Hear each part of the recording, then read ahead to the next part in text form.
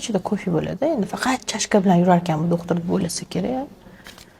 Aytgandek, xalqimizning orasidagi yana bitta mif, onani sutidagi stafilokokk. Bu mutlaqo bola uchun bezarar holat.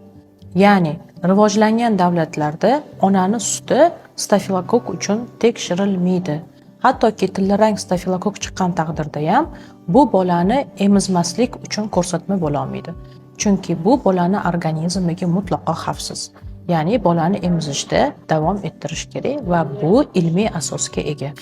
Emizish mumkin emas bo'lgan holatlar ham bordir deyotgan bo'lsanglar, bu faqatgina qachonki onani ko'kragida yiringli mastit yoki ona ochiq tuberkulyozni ochiq formasi bilan kasallangan bo'lsa yoki immun taqqisligi sindromi, ya'ni VICH infeksiya yoki SPID deymiz, shu kasallikka duchor bo'lgan onalarimizgina faqat bolasini emizishi mumkin emas. Alloh onalarga mutlaqo benuqson ne'mat berganki, yuqorida sanab o'tilgan holatlardan tashqari hamma istalgan holatda onalarimiz o'z farzandlarini emizish huquqiga egalar.